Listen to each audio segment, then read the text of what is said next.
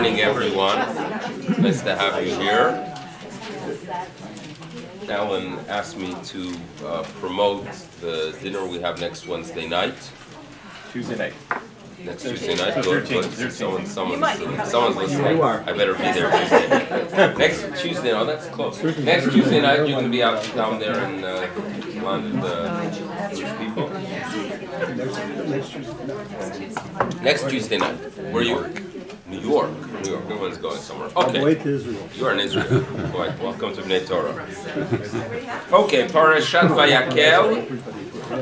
Parashat Vayakhel. You can find on page 516, but you're going to move to 520 because we're going to focus specifically on something in 520. What is this portion about? So we know very well that they are told to build a tabernacle, a Mishkan. Why were they told? Why were the Israelites told to build a Mishkan? So one explanation is given is that there was this awesome experience at Mount Sinai. God wants us to have the ability to access that moment of revelation. So therefore, by building this temporary structure, which eventually will become a permanent structure, that is how you could extend the awesomeness of revelation. So that's explanation number one that is given. Explanation number two is the idea that this is a nation that was on a very high level due to the experience, due to the revelation itself. But unfortunately, we made a big mistake, and the mistake itself was fixed through tshuva. And as a sign that we still have the ability to connect, to link ourselves to the higher being, we were given this opportunity to build this temporary structure, which eventually will turn into a permanent structure. The permanent structure is obviously the Bet HaMikdash, and there are parallels between the construction of the tabernacle and the temple itself. Obviously, there are differences, just as there are differences between your first apartment when you are newlyweds and the house you live in today. But nevertheless, the similarity is that you still had hopefully a table, and perhaps you had a refrigerator, an ice box, depends how long ago it was, but you had something to keep your, what was that? Treading on dangerous ground. Bobby had an ice box? We had a nice one. See? Okay. Yeah, we did too. We didn't. That's all No, it was. wait, no. We had coal. We did too. Raw nerve. Raw nerve. So there, the temple itself, which we no longer have today, we nevertheless, number one, still believe in the sanctity of the location of the temple. We believe that we still turn in that direction in prayer. We also try to construct our synagogues based on the temple itself. And in some ways it brings us together. We call it a synagogue. We do not call it a temple because we do not want to indicate that we have already achieved and we have reached our destination. By calling the synagogue a temple, you are basically declaring we're here, right? Everything's perfect here, right? So if you're in Germany in the 1840s, you believe this is it. This is the land. The Jews are going to always be welcome and treated with dignity and respect here. So we could obviously call our synagogues temples because we have reached our destination due to modernity, due to the Enlightenment, and for some indications about 100 years later that it's not exactly so. Now, with that, the construction of the temple is described in the construction of the tabernacle in the parshiot that we have been reading are described in detail and several times because Moshe is told about it. And then they begin gathering materials for it. And then they actually begin the process of building it. And Parashat Vayakhel is, in some cases, the third time that specific vessels are described. So it's a difficult portion to go through. And if you look at something very unique, look at page 520. And you will note that there is very little Rashi. There is very limited Rashi. Or if you turn to the page after that, the page 522, and if you look at almost any other page in the Chumash, you will see Rashi. Rashi, it seems, has nothing to say. And you ask yourself, Rashi, have nothing to say? You know, what's wrong here? You have always something to add.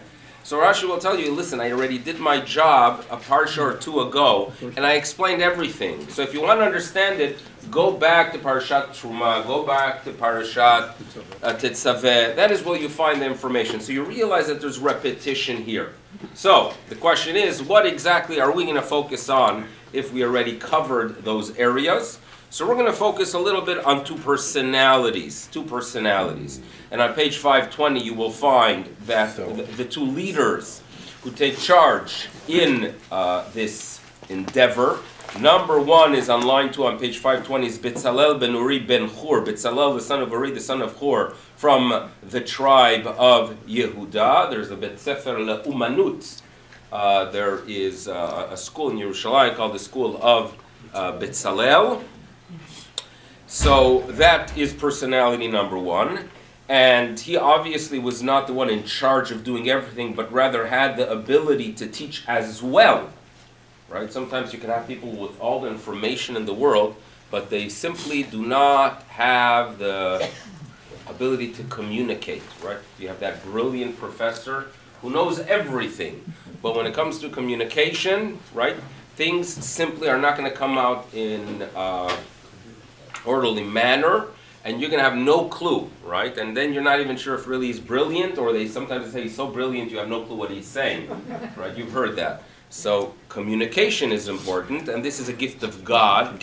God Almighty gives some people the ability to communicate, and therefore in verse 34 we are told, Ulehorot Natan Belibo. God gave him the ability to lehorot, to teach, because he didn't do it all on his own. He was the chief, the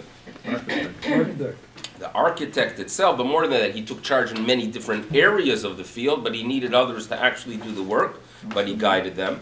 But he needed assistance in this lehorot, and the other personality, the other individual that is mentioned that plays a significant role on page 520 is Ahaliav ben Achisamach, Ahaliav the son of Achisamach, who is from the tribe of Dan.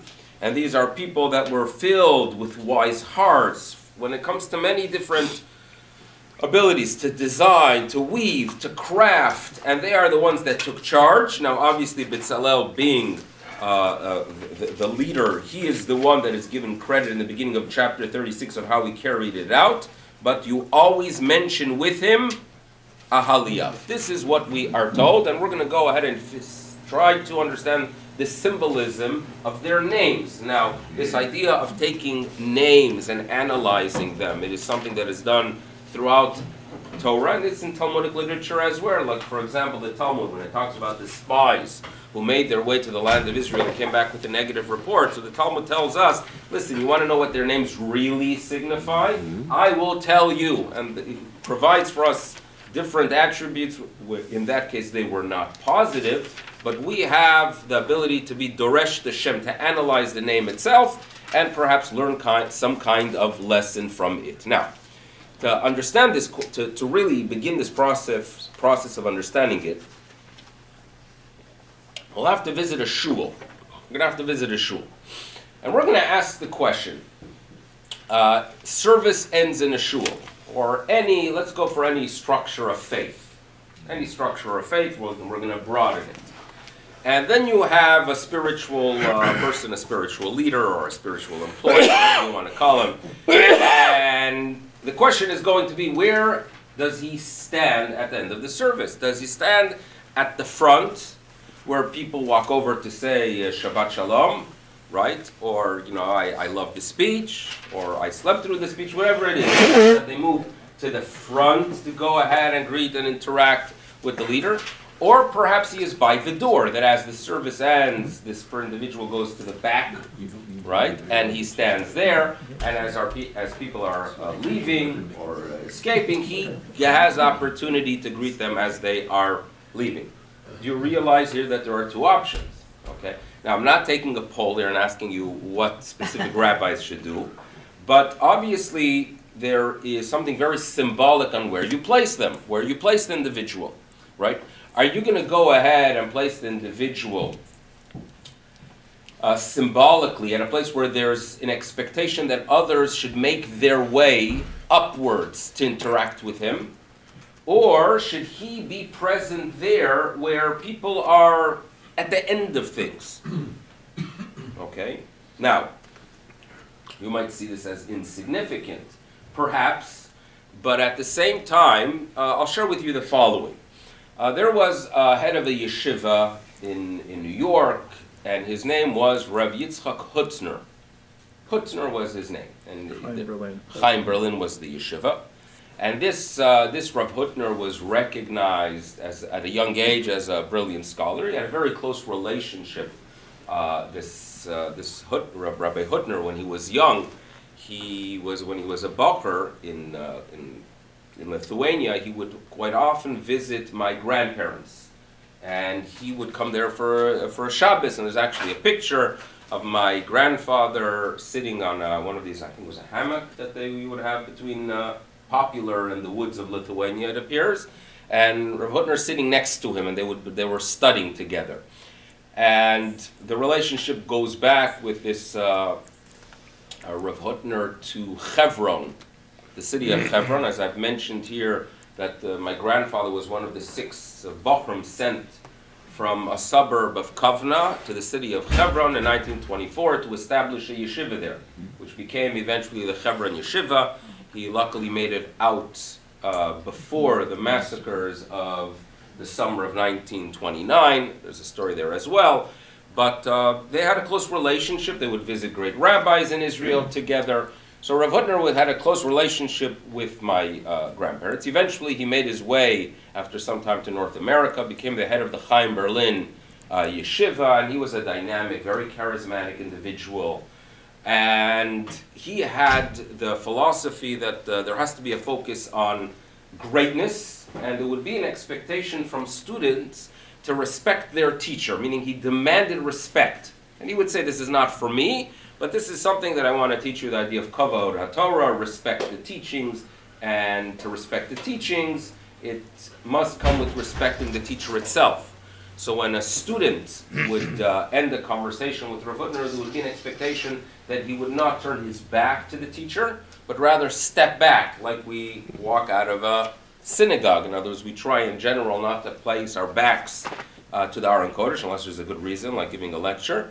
But this respect that is good for us, because it reminds us that there are teachings there that are supposed to guide us every minute of the day, were ones that he wanted his students to be mindful of as they interact with him as well. This was the Rav Hutner's approach, and he developed these incredible students that carry this concept. Now, the story goes that my grandmother, who knew him from the early 1930s, would call him Ichi, or some kind of nickname. And then my grandparents leave to Montevideo in the late 1930s. He moves on to North America. They don't see one another for several decades. At some point in the 1960s, my grandparents are in New York for a wedding, and they see, sitting there at the dais, they see Rav Hutner with his nice long beard, treated with great dignity and respect, and my grandmother walks over and says, "Oh, Itchy," and calls him by his nickname. It didn't work well. It didn't work it was not a great moment. Supposedly he had to ignore her, because this is a person that for the past few decades has been focusing that his students should treat him with dignity and respect, and now suddenly someone from the olden days has showed up and reminded him that he is itchy. Right? Not exactly an easy moment. We all, this is something that we have to deal with at times. Now, so this is we'll call it the Hutnerian approach. Students, you want to go ahead and grow spiritually. Have yourself a leader that demands something from you. Okay? There's a demand from you. You go ahead and make it your business to want to learn from him, want to be inspired by him. So he's going to be placed in front, and you make your way towards him. Okay? Now, everything has a good and a bad. Meaning, the good thing of it is that if indeed students feel that I have to, I'm going to be interacting with my teacher, I have to become a better person, I have to focus more on my studies, I have to go ahead and determine in life what's important, what's not important. This could be beneficial, because it could be a student that will perhaps be a few decades away from the yeshiva, but when he goes back to visit, he understands that I'm still connected to someone, that I am in awe of him. And we have roots in our tradition that you should have morah rabbecha ki morah shamayim, that the fear of your master, right, and you are not fearing what he could do to you, but what he represents is the way you fear God Almighty. There's benefits to it. Now, there could be some significant problems to it as well.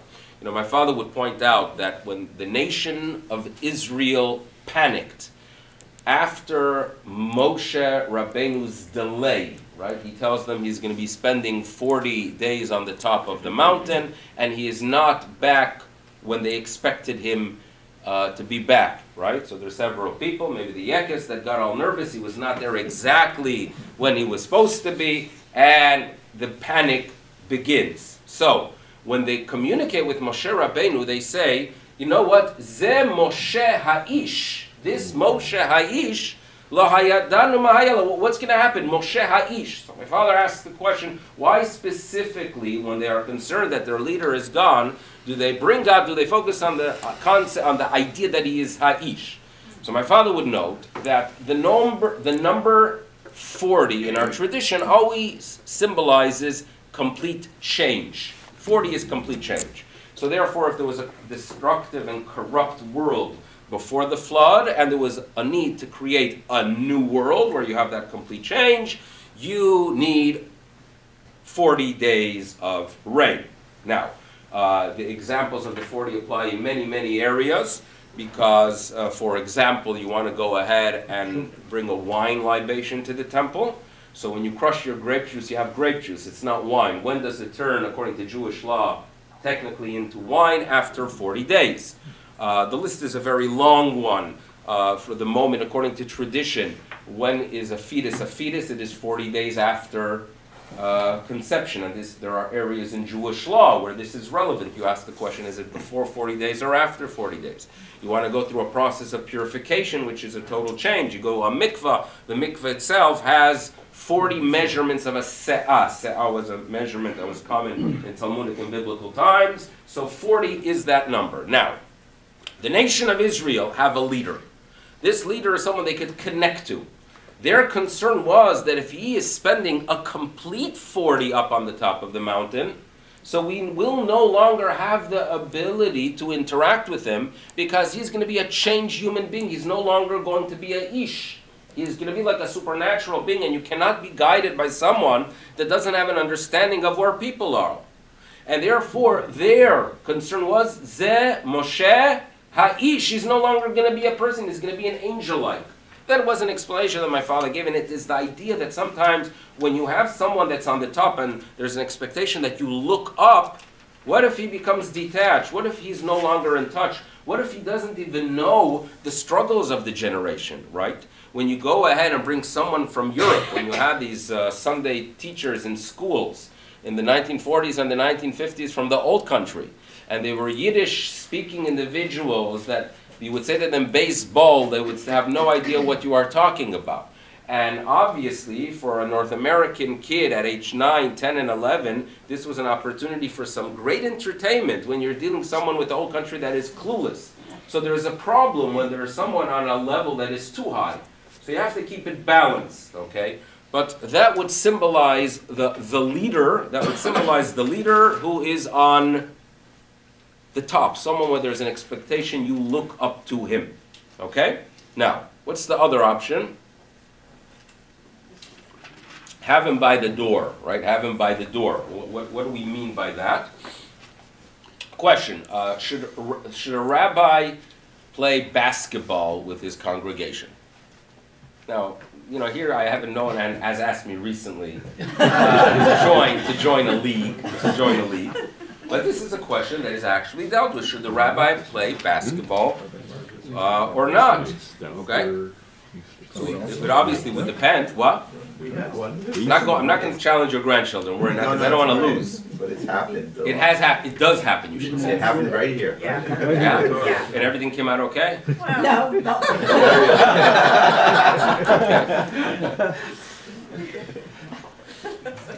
I know in Memphis it was a question, and I didn't. Not so much for the fact is I'm not exactly cut out to be a basketball player, let's face it. And what was that? And hockey, no, miniature golf. And then I'm in touch with one of my friends there afterwards, and he tells me that he doesn't go anymore to the Young Israel. Why does he not go to the Young Israel? Because the rabbi after me was a little bit too aggressive on the court. So there is always there is a problem there. You realize there could be a little bit of, rings a bell, it seems. So it could be a little bit of a problem there. Now, no one could deny the fact that there's a benefit if you develop a relationship with people in other venues, not just in the study hall, not just in the lecture class, not just in the synagogue. You interact with a person. Now, the goal obviously should be that you interact with him and you see that he's a sensitive person, that he's a decent person. And when there is a connection, then you could work with him. So no one could deny the benefit of having such gatherings, right? But at the same time, there's always that danger that if you interact with him and they feel that, well, he's my buddy, right? He's just exactly like me. So the next time that there is actually a need to have someone to assist you in a sensitive matter where you want someone to look up to, you're not going to have it. So what's going to happen? You know, there are benefits. No one can deny it. I remember I was in yeshiva in Chicago in the 1980s. 1980s. And it's odd for me to say that I see great changes in the world over the past 30 years. It's hard to even utter these words. 30 years is a long time. But every once in a while, and it's happening unfortunately quite often, that I look back and I say to myself, oh my goodness, 1988 was 30 years ago. 30 years ago, 1988, that was such a significant year. And I deal with it, and God willing, I'll give me a bracha that I'm going to have to say the same thing when I look back 40 years or 50 years. Right? 60 years too. Mr. Hashem. So that's what we... Now, in the yeshiva itself, at that time, the general approach was, and this was a very traditional approach, that you had heads of yeshiva, and you would never, imagine that you could share a joke with them, right? Because there are, the old generation, this was structured in a very European style, that there's the head of the yeshiva. They would have an awareness, especially in tells, that they would never be seen, even with their white shirt, always wearing, the long coat in front of the students, the concept of kavod Torah. And one time I hear someone having a conversation and mentioning that perhaps the traditional yeshiva, could learn from this new entity known as the kiruv yeshivas. Now, what is a kiruv yeshiva? A kiruv yeshiva is that you interact with people that don't have the background. And you're not going to start off by inspiring, in most cases, with great insight, but it starts off with a personal relationship. A personal relationship shows that you tell them, I'm a human like you, right? I can play the basketball. Perhaps I even know a little bit of what's happening out there in the world. I am familiar with what you are familiar with, but look, I still believe in a higher being, so I could inspire you to go ahead and have a relationship and figure out what it means to be Jewish. So his point was that perhaps we need that in the yeshiva system itself. This is a conversation I heard 30 years ago. And if you look over the past 30 years, there is this new awareness, because there's an understanding that we were losing people. Because you simply cannot have students that are only expected to look up to that leader who's on top. So the point seems to be, and this is what I'm going to be arguing, that to create, what's your thought, Alan? No. I was just saying, your respect has to be earned. No question about that. That there's nothing, not from the back and not from the bottom. It has to be that it's a person that's wholesome.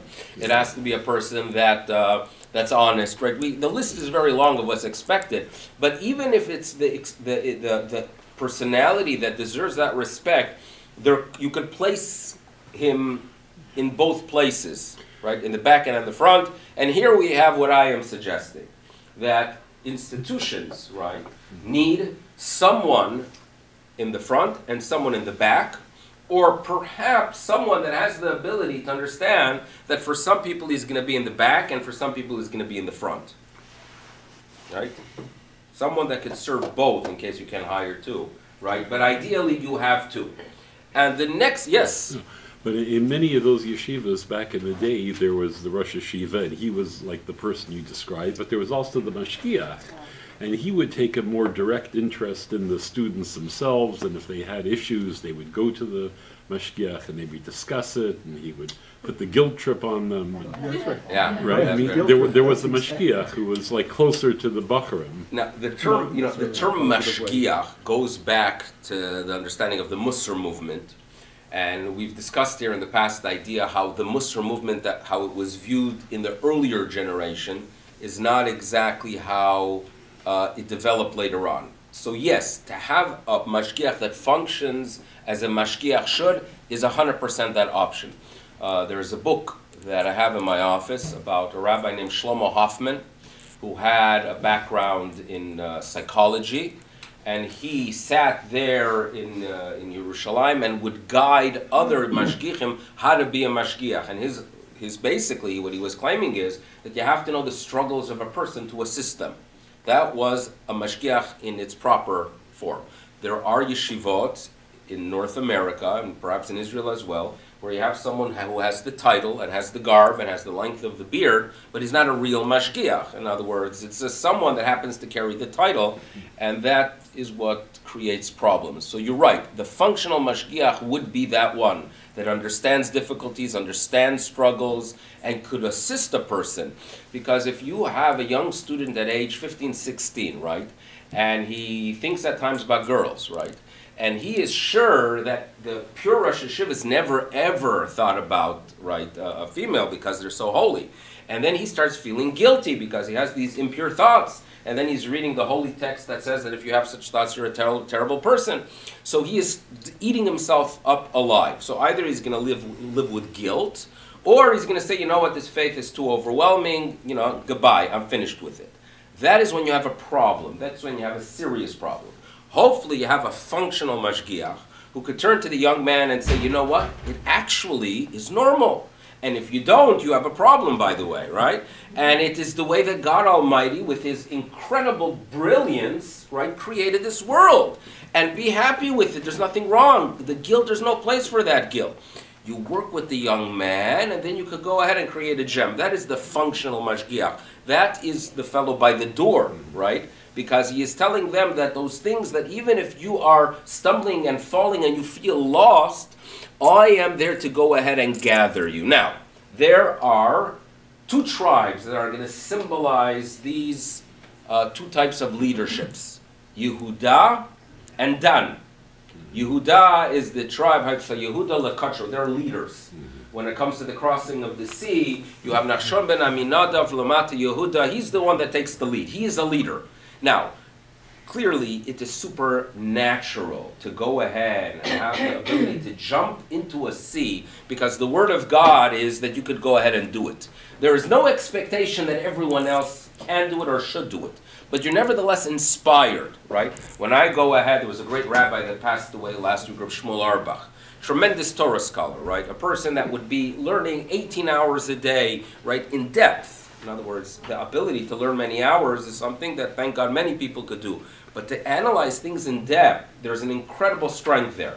I can't do it. I can still be inspired and value Torah by reading about it, right? So that's a leader that is detached in some way, but I can still be inspired. That is the Yehuda leadership. But then you need someone, the tribe that is behind you. Dan, the tribe of Dan, is known as Me'asef Lechol HaMachanot. This is how the Torah describes the tribe of Dan. A Me'asef. Now, the simple reading would be, and this is what the commentators know, is that they're traveling throughout the wilderness, and there were obviously little kids that dropped their bottles or whatever, you know, their mun carriers or whatever they had. So Dan, being the last one combing the area, would pick it up and return it. So that's a Me'asef. Now, it's hard to believe that this is what the Torah wants to describe about a tribe, that they would return items. However, the commentators know that this is the essence of the tribe. It is a tribe that understands that humans are humans and they sink at times. And therefore, the tribe of Dan is a leader who could tell you, you know what, we're part of a family, and even if you're not perfect, you're welcome into the house. You're welcome into the temple. You're welcome into the tabernacle. The temple is for all Jews, even if you stumble. And there's a place for you, and I'm going to assist you, and I'm going to show you the way back. And you should know that our tent, a welcoming, we talk always about a welcoming synagogue.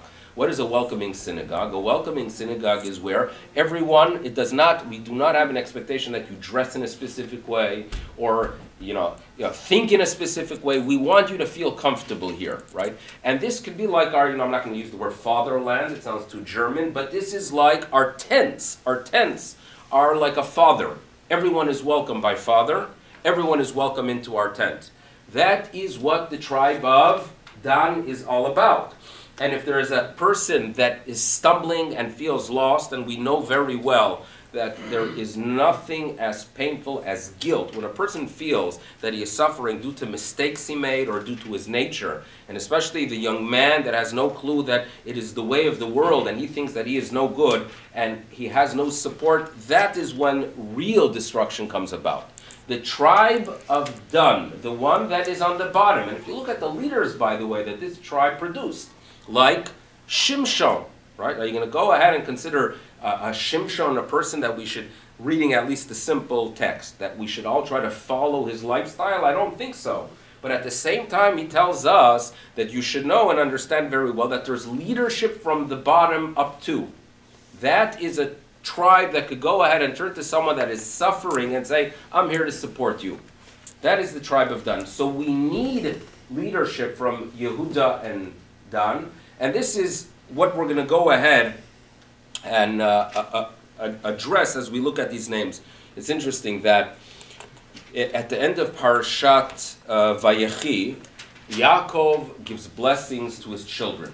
Remember that? He blesses his children. And when it comes to the tribe of Dan, he says, Dan Yadin Amo. Dan should judge his people.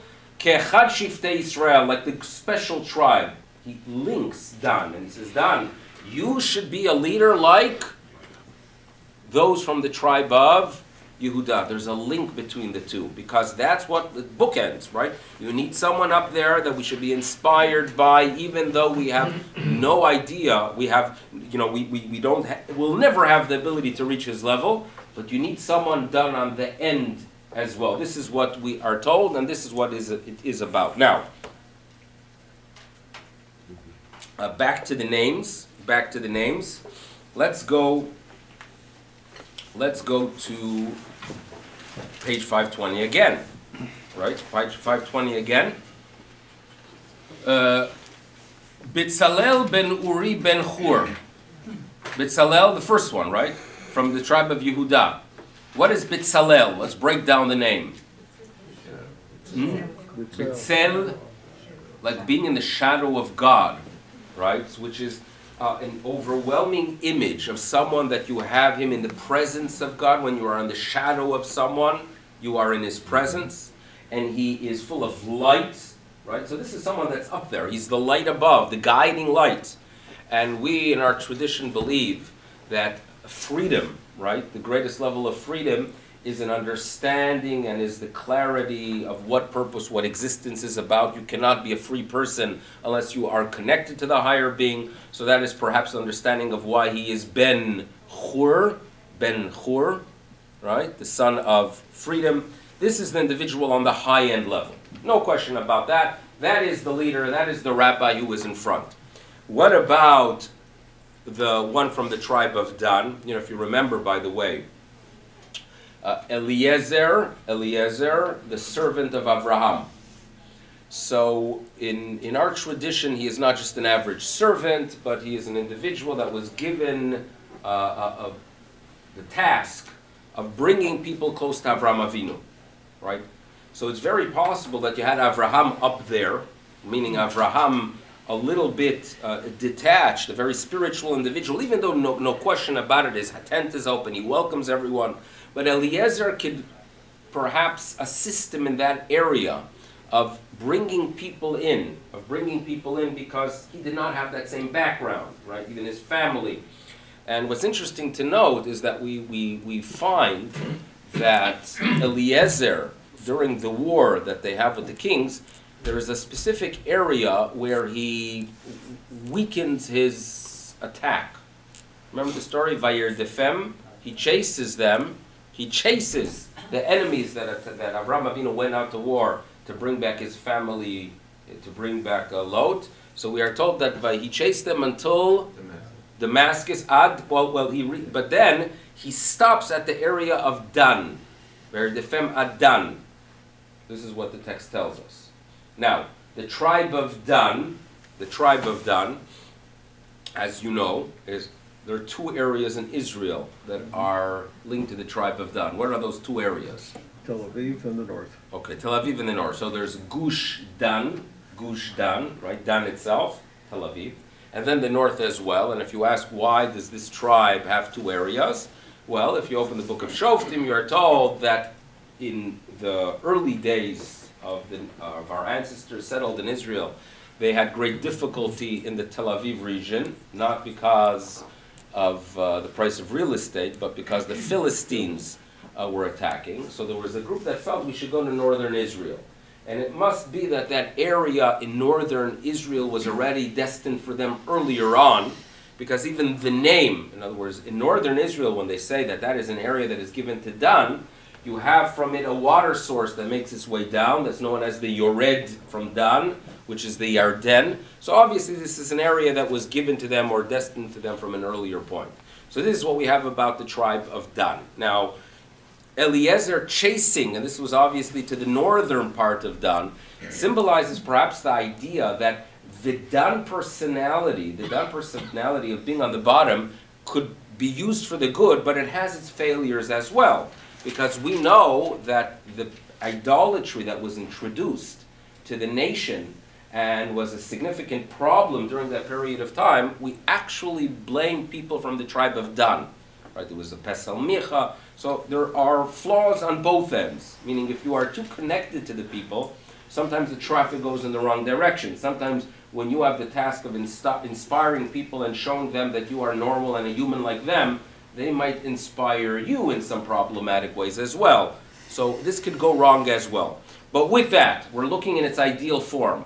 What is done here to offer people? They are offering them the idea of being welcome, that there's no flaw that makes you unacceptable, that you should understand that our tent that brings us together, our big tent, is like a father to us. And if you have difficulty, if you have a weakness, I am your brother that you could rely on, to be somech on me. So now we could finally get to the names. Who is this individual from Dan that symbolizes this idea? Can you please read the names for me? Ohali, my tent is like a father. Ohali, Av. My tent that brings us all together, that is like a father. You're all welcome. Right? Don't believe that there are standards that you have to have. That if you don't dress in a specific way, you're not welcome here. If you don't pray or shackle in a specific way, you are on the outside. Ohali is Av. This is a problem, by the way, that does exist, where you have situations of schools that only welcome students if the parents have specific standards, right? Or if the parents look in a specific way or in a specific industry or the length of a beard or who knows what. This is a problem, or money obviously has a way of taking care of all of it.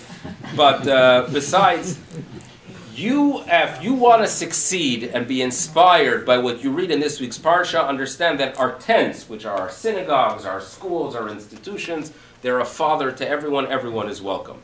And understand as well that if you have another Jew that is struggling, and the greatest struggles are due to the fact that they stumbled, if they have a desire to re-enter, Achi Samach, Achi, my brother, is here to go ahead and give you somech, to be your support. This is what we are told regarding these two individuals. That is the structure that is presented to us, and we try obviously to achieve it. And back to the modern day rabbi, there has to be that both. In other words, in diverse communities, right? You have people that need, both are in essence needed, and you have to play the game depending on the personality itself. But this is at least a message that we could learn. I would like to thank everyone for coming. It seems like next week already people are into the Pesach mode, it appears. Now, if indeed, well, you know what? We'll put this on Alan. Why not? You know, if indeed there's a majority that believes that we want a class, we could have something on the Haggadah next week. Okay? So I'll put you on the spot. You want to see hands? You know, hands for door. Okay, next week we have a class on Haggadah Shel Pesach. Is that good? Haggadah Shel Pesach. But you better be here, because I did see every hand.